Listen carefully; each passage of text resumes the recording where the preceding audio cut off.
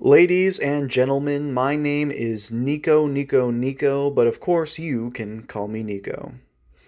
JoJo's Bizarre Adventure is a manga that began circulation in 1987 about the Joestar family and their struggle against bizarre situations. It's an extremely important Japanese IP that's influenced media for decades, from the smallest touches like Guile's hair in Street Fighter to central concepts like the apparition-based combat in games like Persona. Although the series creator, Hirohiko Araki, has evolved the series over time from a Fist of the North Star-like classic 80s adventure to a mind game-filled modern battle manga, the series has retained a unique identity that's unmistakable. No matter the part, no matter the current power system, you're going to find a story with incredibly cerebral fights, a unique narrative structure with heartfelt characters, and sculptures of human beings at their most beautiful peaks and their most devastating lows. I started reading the original manga in high school, and immediately put sports and homework aside to finish the series as quickly as I could. Araki's work is a consistent masterclass in great storytelling, and his work is very personal to my own growth as a storyteller and as a person. Today, I thought it'd be a good experiment to do a quick review of 3 different JoJo games. Although they don't have a ton of games to their IP, JoJo's Bizarre Adventure has a variety of genres that focus heavily on either narrative, gameplay, or aesthetics. I think it's a perfect opportunity to not only give the series some love, but to show exactly how focusing on just one of these 3 categories I've listed can make a game great. For gameplay, I have to give the award to JoJo's Bizarre Adventure Vento Arreo.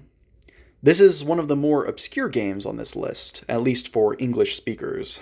JoJo's Bizarre Adventure, and that's JoJo but with an Italian G-I-O instead of a J-O, was released in 2002 for the PS2.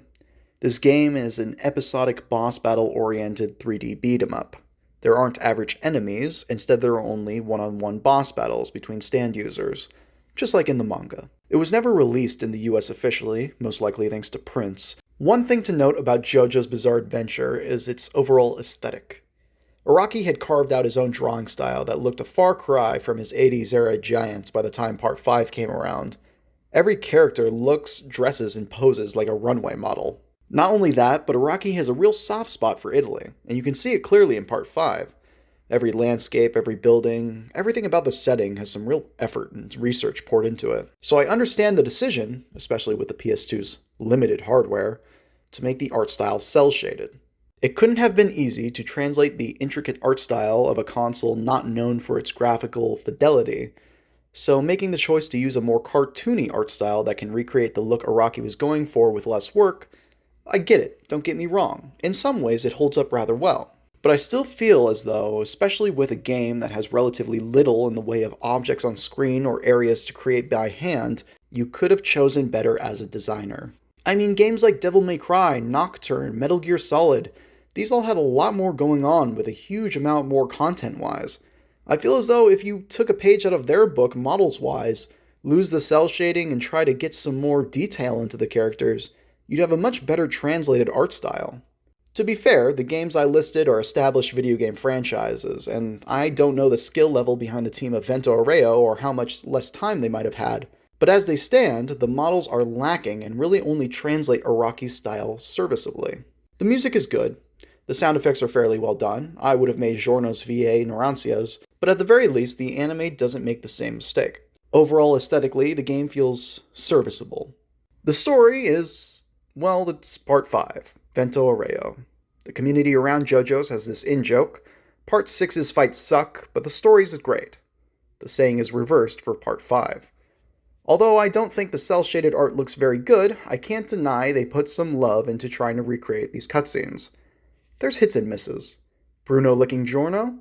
Hit. Giorno's 7-page Muda? Didn't get the love it deserves, at least in my opinion. The team chose to also convey the story through manga panels, both original and remade in their 3D art style. These are fine. The 3D tries to pay homage to the manga within its system, but it still looks awkward to me, as I've explained before. Overall, the story is the same as the mangas. Obviously, there's some small character-building moments glossed over, which went a long way in the original work to flesh out the team, but in the end, the story really serves more as a way to break up levels. The one interesting thing of note is the game rewards the player for recreating certain story aspects during a fight, like using gold experience to turn a fire hydrant into a snake during Bruno's first encounter. Since the game can't make the fights exactly one-to-one with their manga counterpart, it serves as a good way to combine the best of the aesthetics, narrative, and gameplay, and are generally a real treat to see. Now, the gameplay is clearly where the main focus of the team was and is the most memorable piece of the game. The clear goal of the gameplay from a design standpoint is to emulate the most important stand battles seen in the manga. Not only that, but to translate over the feeling of being a stand user engaging in a stand battle. Each character follows the same rules. You have a single health bar, a stand meter that loses charge the longer you have your stand out or get hit, etc. But each stand user has unique movesets and abilities that can totally change the way the game is played, like how Naransia's stand is able to detach and search for your enemies. Most playable characters are fairly samey. This works extremely well in emulating Araki's own goals while writing stand battles. He sets up the rules of stands and throws a character's unique abilities at another's within the rule set. Depending on the users and circumstance, your goals to win the battle can vary, but the core rules never change. The game plays with this established system extremely well, and surprisingly smoothly. Fights like Abakio versus Fugo versus the Man in the Mirror forces the player to switch between two worlds that separate them from their stand. It's very natural and doesn't require much explanation, keeping the flow of the action rather well for a game with this complicated of a setting. Another great example is when Mista fights the ice skater. I forgot his name, but I know he's a total Italy-aboo. The aiming given isn't amazing, but as soon as you're on top of the vehicle and see him chasing the car, you almost instinctively understand the goal of the encounter and its win-lose states, which I think goes to show the great care that went into crafting this gameplay. Every fight in this game effectively places you in the character's shoes. Bucciarati fighting Cioccolata evokes the same emotions Bucciarati had during the fight in the manga. You, as the character, are trying to deal with a hard-to-pin-down stand user while using the environment and tricks to exploit any small holes in his defense. Because of the genre, systems, and unique moves, you truly feel like you're in the middle of a stand battle, a physical game of chess where any small mistake can cost you dearly, and you need to think outside the box constantly in order to escape your opponent's strategy and establish your own. No other JoJo game really nails this better than Vento Arreo. Furthermore, as I said earlier, the game is not only focused on giving you the quote-unquote most authentic stand battle experience, but rewarding fans for their knowledge of the series. Using certain attacks or getting hit while fulfilling different conditions increases your score and can even change features of the battle, like when Bucciarati unzips the train and is then able to insta-kill Prosciutto by knocking him out of it. This, plus the game-clearing reward of playing through previous missions with a new selection of characters, not only gives fans extras for recreating fights from the manga, but rewards them with extra what-if scenarios. Whenever a third-person action game allows you to use a new character, it's a huge reward. This game isn't exactly one I'd recommend easily. The story is a worse-told version than what you can find in the manga or anime. The aesthetics, frankly, haven't held up in most regards, maybe besides the characters. But, and I hope I'm not quoting any Spider-Man reviewers here, the game really makes you feel like a stand user. There's really no better genre to simulate a stand battle. The 3D arena fighter is usually such a lazily done genre, but it fits the ethos behind JoJo's so well.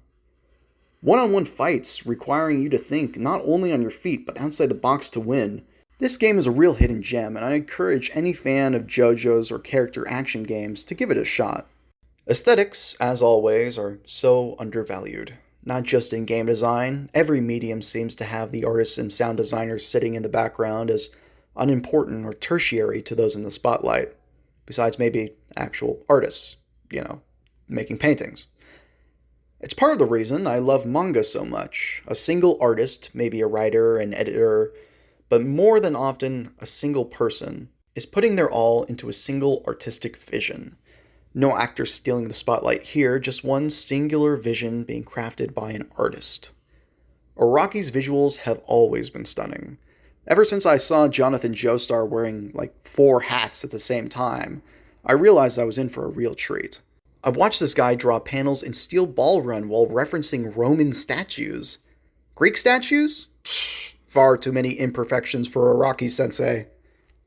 Araki knows anatomy. Araki knows perspective. Araki knows poses. Oh God, does he know poses? And he's never afraid to manipulate every concept in order to create absolutely striking imagery. This is, obviously, something that's extremely difficult to translate to other mediums.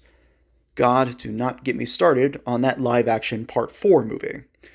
But, there's one game that truly, without a doubt, not only nails Araki's art style, but translates it beautifully to an interactive medium.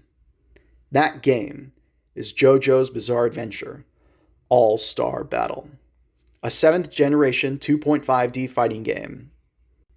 The game just retells the story of JoJo's Bizarre Adventure through introduction text and fights between the characters. That's it.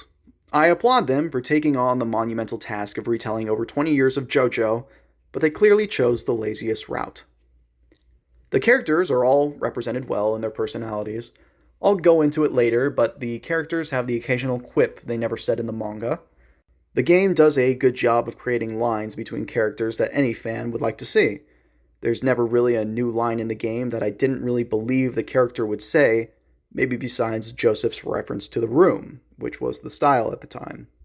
Gameplay-wise, this game is at the same time respectful to the source material and willing to experiment within its genre. Unfortunately, it's also hard to enjoy casually and ridiculously broken competitively. Every single character has an immense amount of love put into their movesets. Each special move is a panel from the manga. These aren't all run-of-the-mill damaging supers either. Polnareff has a level 1 that removes the armor from his stand and makes it strike 4 times every attack. Yes, it's pretty broken. Do the game designers care? No. They're too busy coding in Pucci's level 3. That unlocks a third moveset that speeds up time, slows down the other character, transports you to outer space, and gives you the most overpowered moveset in the game. Spoilers for Part 6, by the way. Which leads into my next point. They were not afraid to make these characters unique.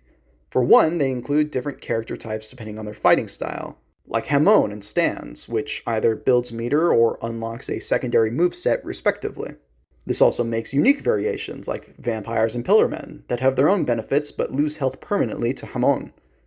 Oh, and a stance that spawns a horse in and out of reality, which means you can literally do combos that lead into you dragging your limp body on the ground into riding a horse, all the while shooting your fingernails at people, of course. This is JoJo's Bizarre Adventure, after all. Amazingly, this reflects in playstyles too. There's a wide variety of fighting game archetypes that the characters fit into, like Jotaro doing rushdown and Kar zoning, until he can access his level 3 to unlock his perfect form. This game has no qualms about going wild with the gameplay, to recreate the characters as accurately as possible. Unfortunately, this is where conceptual beauty ends and the actual playing of the game begins. As a 2.5D fighter, it barely makes use of the fore and background, besides defensively, which makes it extremely overpowered as a dodging tool since most attacks come down a straight line. It's also a very slow-paced game. I give props to the team for improving on this before launch, but God, each match is such a slog. I never felt like I was doing huge, damaging combos, even when I had a flashy string going. A lot of these systems that sound cool on paper really don't play very well. For instance, what if I told you that you could make custom taunts that focus on your character and make the enemy lose meter? Cool, right? What if I told you that these sequences, 1, completely halt the action potentially every single hard knockdown, 2, can last for upwards of 30 seconds without running out the clock, or 3, very easily lead into infinites? I saw one competitive tournament of this game, and it consisted of multiple Jonathan Joestars just trying to land their infinites using Hamon, taunting every time they got a hard knockdown. They also had more systems I haven't mentioned, like being able to cancel any move and letting your stand continue attacking, which were cool, admittedly, but I never used too often. Overall, did I have fun playing this game, minus the fact that I was playing a JoJo game? Kind of, yeah. But keep in mind, I'm a very, very casual fighting game player, and I don't have interest in competitive. I'm willing to stay in the least intelligent metagame possible where me and my friends just switch every character. And that's the place where this game really excels. But the huge amount of different game plans and truly unique characters make it an interesting ocean, if not a shallow one. Now the reason I love this game, and despite its gameplay being mediocre for a fighting game I spent so much time playing, is the aesthetics. Looking back, I was a bit harsh earlier against Vento Arreo's cel-shaded art style. It holds up fairly well given the PS2 era, but frankly, this game spoiled me. If a JoJo game is in 3D, this is how I see the characters. No half measures. You're not allowed to fill in some details using your imagination. Everything from the posing recreated in 3D down to the shading recreating Araki's line work in 3D, the love put into these characters is astronomical. Even the huge amount of costumes given to the characters pulls from single pages Araki drew in between issues. Their voice actors fit perfectly with a real energy that matches their characters. Butch Kanasu! That line will be forever etched into my memory. And every stand cry sounds as natural as they possibly could be. And even new lines written just for the game sound in character and make sense. Every single piece of their characterization is present. From Okuyasu's lackadaisical bancho stance to Caesar's composed but brutal style, it's portrayed clearly. You could have never read the manga and you'd understand each character, not just thanks to Araki's designs, but thanks to the effort put in by the game's animators and artists. The music, oh my god, the music is so good! Every track quickly amps up into a high-tempo battle theme that makes every super pop. But more importantly, each track ends up telling a story. Young Joseph Joestar's theme has a single shining guitar pave the way through a hectic track with rises and falls evoking his own tricky fighting style. Whole Horse is crazy and free with wind instruments that evoke the cowboy aesthetic he's trying to pull off, until the track reveals his sillier side, and then comes back together again. God, every character has something like this. I remember playing games like Injustice where the 10-second plus supers really got on my nerves very quickly. I wanted to turn them off, but there was no option. Here, though, I never minded it, even the longer ones. Some supers take less time, but when the game is referencing an important or pivotal plot point, you better believe the super takes their sweet time expressing it. But thanks to a combination of the characters feeling alive, the artwork, animations, and music all come together, it makes me feel excited to see them every single time. It's like I'm in the middle of all these JoJo Dream matches. Dio could do his level 3 as many times as he wanted to. I'm never getting off the road roller. It doesn't stop for the battles either, and as Persona 5 shows us, going the extra step in crafting every aspect of your game aesthetically goes the extra mile. The menus, the character select, Speedwagon, and his beautiful voice accosting you at every menu switch, every single one of these just puts you in this fresh JoJo vibe. In conclusion, a fighting game's most important aspect is definitely its gameplay. While experimental and interesting in that regard, this game is shallow at best and broken at worst. However, this game truly captures one of JoJo's Bizarre Adventure's best features, its incredible style and amazing aesthetic. Reading a plot synopsis of JoJo's Bizarre Adventure is insane, and feels like it'd be too crazy to take seriously. But going through the story, seeing these characters with their statuesque physiques posing as they declare their innermost desires, all while dressed in high fashion so crazy you'd laugh if you saw it in real life. You believe every insane plot beat that Araki throws at you. Araki's art captures something beautiful about being human. His art has been featured in Vogue, it's had an exhibit in the Louvre, and by God, the team behind All-Star Battle truly brought it to life. Last, but most certainly not least, the narrative category goes to JoJo's Bizarre Adventure, The Seventh Stand User. You haven't heard of this one? Well, it's not an official release. It's actually an RPG Maker 2000s game. When working with an established IP, you can have a range of acceptable stories for them. Western comic book characters, for example, have very loose canon that's generally not super respected. Sure, there's some rules, like having Batman be a rich playboy with his only superpowers being his intellect, training, and wealth, but you can still use him in a variety of situations that his canon never really established. Japanese manga IPs are not this generous. If you have a Dragon Ball game, for example, you can guarantee it'll be based around the established story. Even Xenoverse 1 and 2 introduces like 3 new characters, and is mainly concerned with what-if variations of existing events from the main story. JoJo's Bizarre Adventure, unfortunately, is not exempt from this. This comes with its own set of pros and cons, which I'll definitely be talking about in a future video. But what's relevant here is what we've seen in the past 2 reviews, that the story presented in each of these games is simply retellings. But what if I told you there was a JoJo RPG that was not only a retelling, but inserted your own custom character into the story in a way that was not only natural, but changed plot beats in believable ways, with its own meta-narrative to boot? That game doesn't exist, you might say. Not officially, no. It's a fan game, made by a Japanese housewife only known online as Clayman, called JoJo's Bizarre Adventure, the 7th Stand User. You start the game by taking a personality test. Think Pokemon Mystery Dungeon, that gives you a unique stand and personality. The base game centers around retreading the steps taken by the Stardust Crusaders during Part 3, just with your new character as a +1. In-game, this means taking one other party member into an overworld map of the different places they visited, like Singapore and Cairo. The overworld maps have a ton of activities and encounters, even ones that can be changed based on the characters accompanying you or your stand. But what separates this game from other RPG Maker games are its enemy encounters. The game doesn't randomly spawn enemies depending on the number of steps taken. Enemies spawn into the overworld map and can be potentially avoided. Depending on the enemy type present, they have different patterns. A delinquent might erratically and quickly approach you when you try to walk around him. An automatic stand might approach you slowly but in large numbers, and some go a step further by jumping huge number of tiles or moving through barriers. This also means they stay on the main map.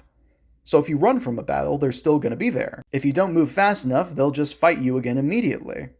I've had moments where I get surrounded by enemies before a fight, and I had to take time and strategize the best way to escape from the battle, while also defeating the enemies in my way. These were naturally occurring moments and really went a long way in making the world feel alive and unique to my playthrough. This may be blasphemy to some, but playing through early Final Fantasy games can feel like a slog with its random encounter system. But even if I get a similar number of encounters here, the fact that I had a chance to avoid them makes it feel good, like it's my fault. The battle system, however, is not the best. The usual RPG affair is present, with a layer of JoJo painted on. For example, instead of just using elements and magic, there's a ton of different statuses and damaging effects, like ripple damage that hurts vampire characters. However, Clayman added another system, the range system. See, stands and attacks have effective ranges that can change the amount of damage done on moves. For instance, certain enemies stand at long distance, meaning Jotaro's attacks, which are short range, will hit for very little damage. Characters like Kakyoin can hit them for no penalty, however, because his attacks are long range. Unfortunately, the game doesn't really give incentive to use short-range characters. Sure, Jotaro hits like a truck, but barring 1 or 2 moves, any enemies that outrange him will be free from damage.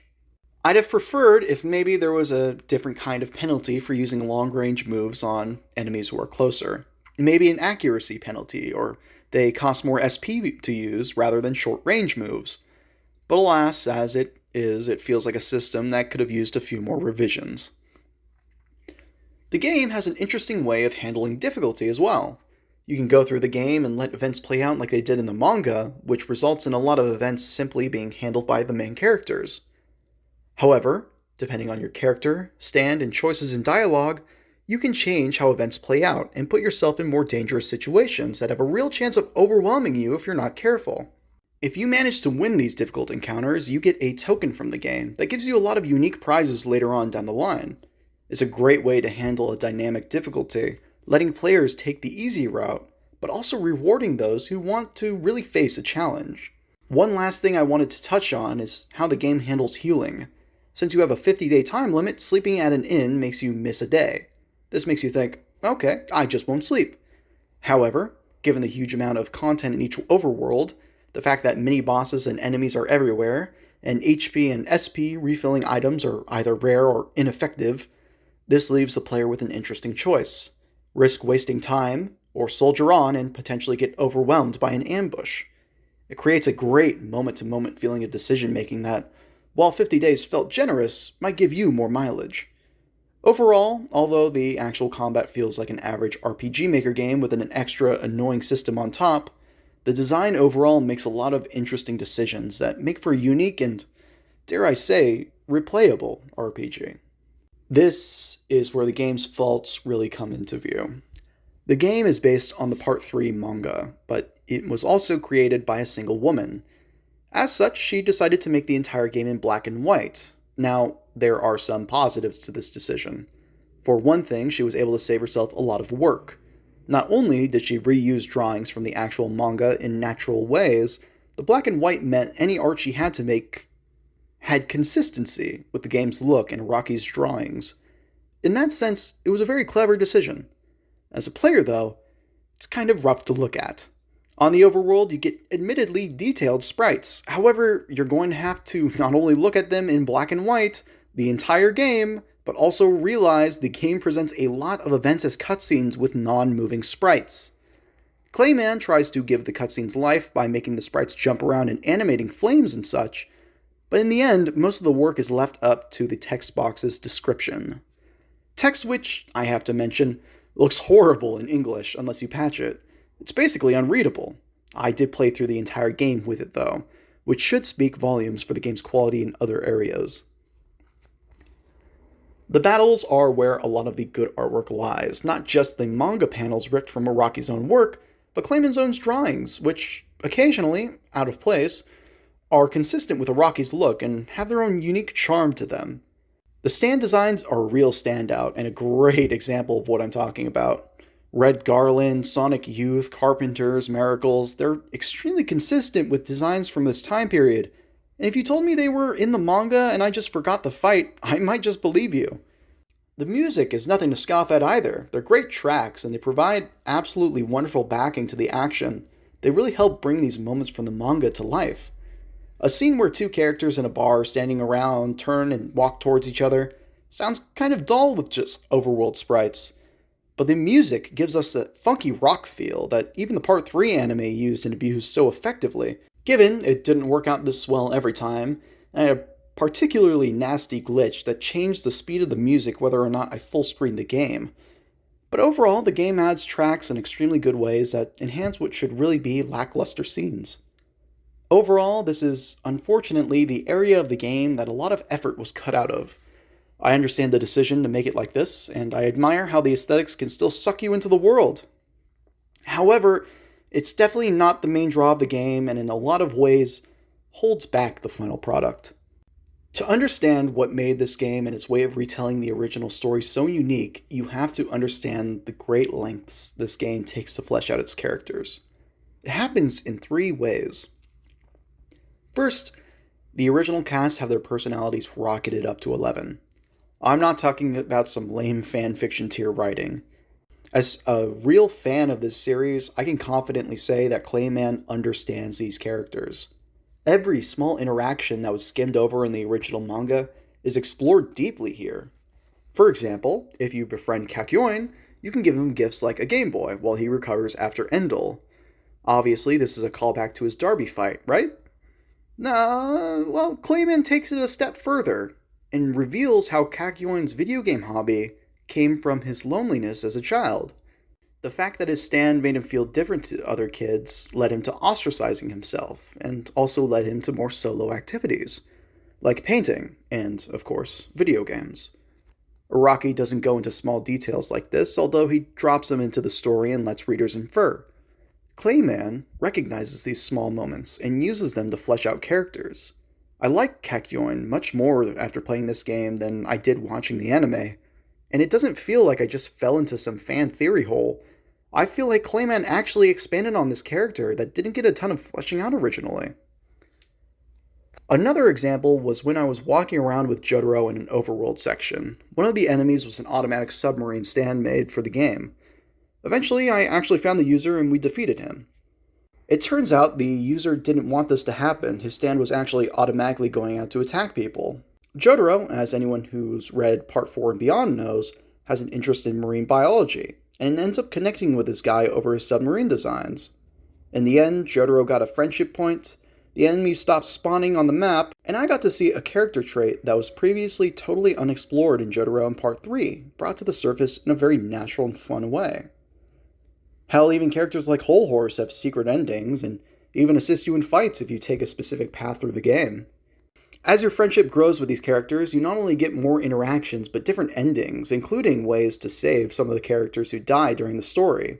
Again, all in natural ways that really give a sense of satisfaction at the end of your playthrough.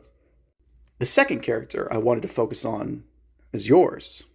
Now, I'm sure by my original description of the game, plenty of you think your self-insert is just going to be some cringy add-on to an already great story. And man, you're dead wrong. Your character has life breathed into them throughout the entire game from the moment you start it. Your character begins uniquely depending on your personality quiz. You don't just get a stand, you get a personality. I don't know how many there are, but each one has their own unique dialogue in every situation where they would be talking.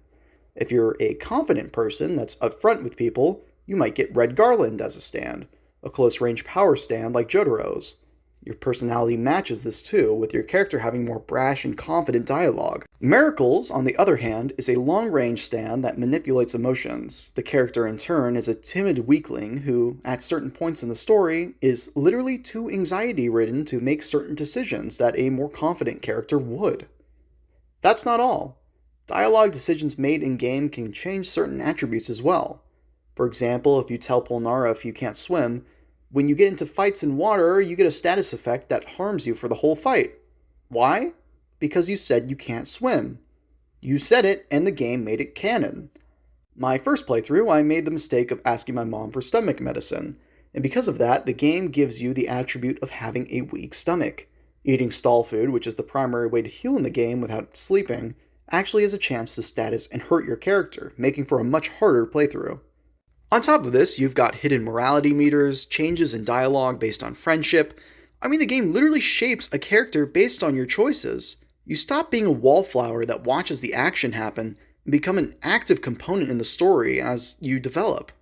When Abdul duels Polnareff, you can do a few things. You can let Abdul take the normal path through the story, which is the easiest, but you can also duel Polnareff yourself, which gets you a token, while being a harder battle.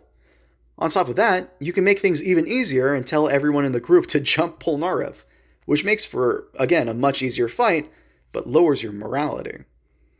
If that wasn't enough, you can skip entire sections of the game with certain stands. Remember Death 13's baby user and how he was sick and that was the explanation they give to put him on the plane with you? If you have Cardigan's, a close-range support stand, you can heal him before the plane ride, and he'll have no reason to ride along with you, which skips the encounter entirely.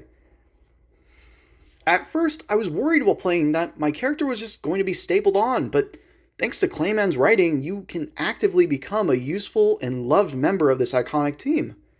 The game truly puts you in that role, and it's an amazing accomplishment. That's not it, though.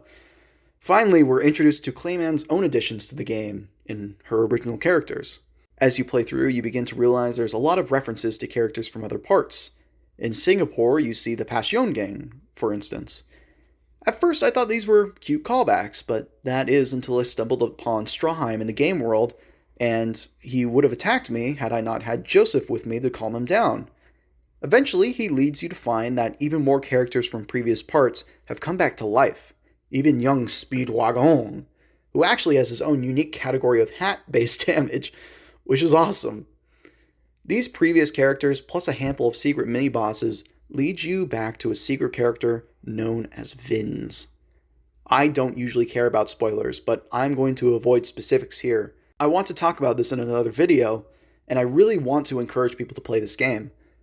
But what I will say is this game played with every expectation I had. Whenever my character felt like an awkward addition, he was actually meant to. The game purposefully makes your presence redundant at points in the story. The less you deviate, the more awkward it is. But the more you deviate, the deeper you dive into the mystery of why your character is there, and the plan to ultimately take you, the player, out of the picture. Undertale's meta storytelling is the only comparison I could make. Clayman subverts expectations and makes what should be a simple retelling into a multi-dimensional deep dive into one of my favorite mangas of all time. There's so much more I want to talk about, but Again, I want to talk about it in another video, and this video's taken me like 2 weeks already, so let me just end by saying this. JoJo's Bizarre Adventure, the 7th Stand user, doesn't look or sound great at times. Its combat has some unresolved issues. But its narrative decisions, characterization of not only established players, but your own player character, is far and beyond every other role-playing game I've ever tried. It is not only one of my favorite RPGs of all time, it is among my favorite games of all time. JoJo's Bizarre Adventure's forays into the gaming world haven't always been amazing, but I couldn't have asked for a better series to analyze. Whether it's gameplay, whether it's narrative, whether it's aesthetics, the games I listed today all focus on one and excel in those categories. They craft these unique experiences that I must strongly encourage each and every lover of our medium, not just people who love JoJo's Bizarre Adventure, but people who love video games, to try at least once. This begs the question, does any JoJo game master all three categories? Does any JoJo game become more than the sum of its parts to conquer the 3 pillars of game design I've laid before it? In my eyes, there's one, but you'll have to wait until next week for me to talk about that. Thank you for listening. Please like and subscribe, and I hope all of you have a lovely evening.